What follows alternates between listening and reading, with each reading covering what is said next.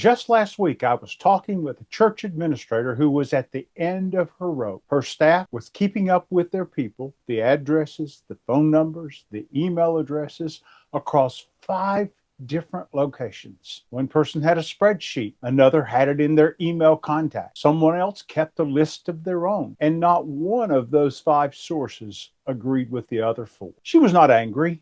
She was frustrated, the way you get frustrated when you see a problem clearly, but you cannot figure out how to fix it. She wanted to bring it all back together. She wanted one place that she could trust, and she did not know where to start. If you ever felt like that, you are exactly who this channel is for. My name is David Childers, and here at Ministry Data Matters, we believe something simple but important. Your congregation is not a database. Your congregation is people, real families, real souls entrusted to your care. And the way your church keeps up with those people is not just an administrative chore. It is a reflection of how well you can know them and care for them. Let me tell you about another church, because this one has stayed with me for many years. I was sitting with a staff member whose job it was to take worship attendance.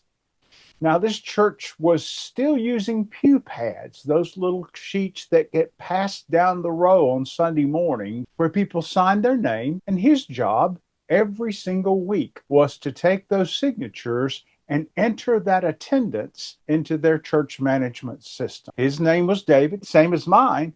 So the 2 of us had a little fun with that as we worked. As I watched him enter that attendance, I noticed something. Every time he came across a pew pad entry signed simply David, no last name, no address, no phone number, nothing but the name David, he would create a brand new profile in the database.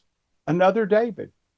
And then the next week, another, and the next week, yet another. So I started looking. The church averaged about 2,500 people in worship. Their database had over 25,000 profiles in it, 10 times their actual attendance. And amongst those profiles were more than 200 Davids.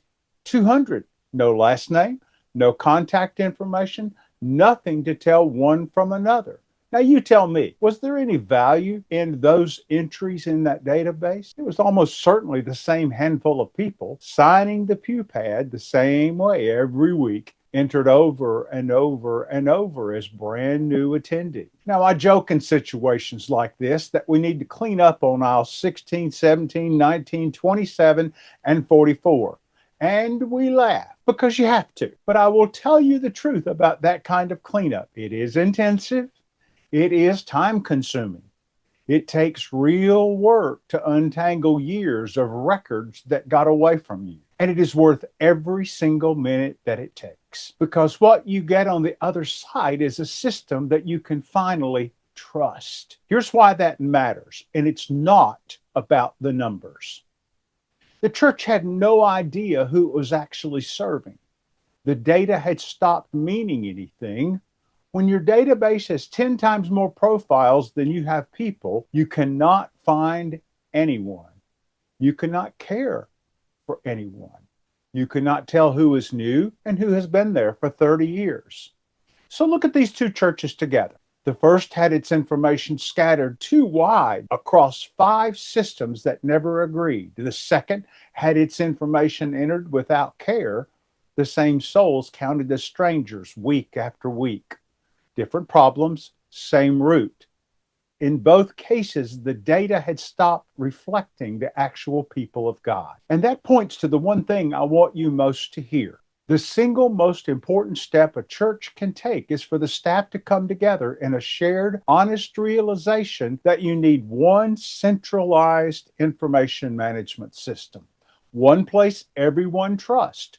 One source of truth you can always go to for good information on the people in your care and in your congregation. Now, let me be clear about what I'm not saying. I am not saying your staff can ever only use one tool. The truth is they may and probably will use other tools along the way. Someone may have a specialized program that does something that your central managed system simply does not offer, and that's fine.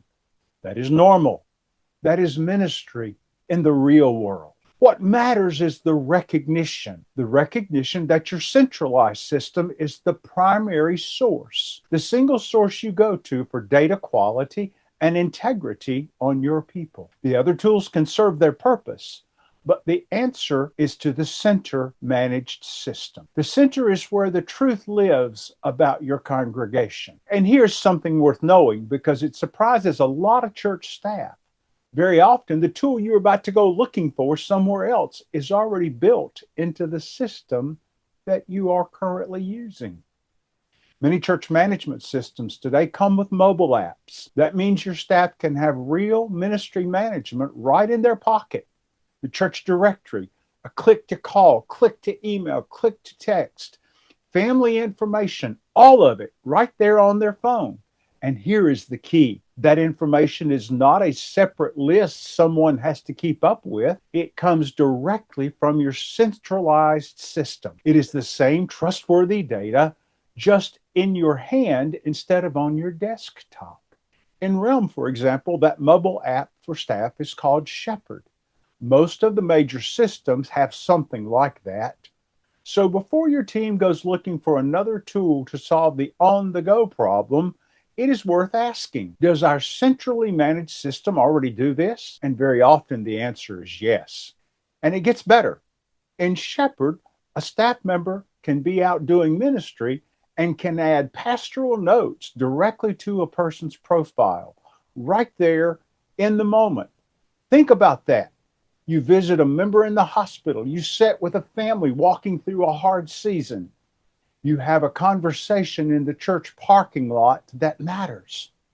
And before you even get back to your car, you can capture that moment of care right into the system where the right people can see it and follow up. That is the whole point. Information management doing what it was always meant to do, serving the real work, which is ministry. The note is not busy work. The note is care, written down so that it doesn't get lost, so that the next person, the next staff member, the next pastor can carry it forward. When your data lives in one trustworthy place, it travels with your staff into the field. Your information system stops being a filing cabinet and becomes a partner in ministry. So let me bring this back to where we started. The point of your church's information management system was never about the data. The point was always the people. The widow who needs a visit, the young family looking for a place to belong, the member who's quietly slipped away 6 months ago and nobody noticed because nobody could see it in your system. When your information is scattered or careless, real people fall through the cracks. Not data points, people. But here is the good news and the reason this channel exists. It does not have to be this way. Every one of those problems is fixable. The administrator with 5 systems can build one. The church with 200 Davids can clean it up, set a standard, and start again. I have walked with many churches through exactly this problem, and I've watched their information go from a sense and a source of frustration to a tool that helps them to genuinely care for their people. And that is what we're going to do together on this channel. Over the next several videos, we're going to walk through the foundations of church information management, one piece at a time, in plain language, so your data can finally start serving your ministry instead of getting in its way. And let me give you something to think about before our next conversation. There is actually a simple way to know whether you own your database is reasonably healthy or whether it is carrying years of clutter. And let me give you something to think about before our next conversation. A simple piece of math, one number against a number, that tells you the story of your data in about 30 seconds. I'm going to show you exactly how to figure that out in our next video. So take your best guess at your average worship attendance, hold on to that number, and come back next week. I think what you discover might surprise you, because when you truly know your congregation, you can truly care for them. And that indeed has been the goal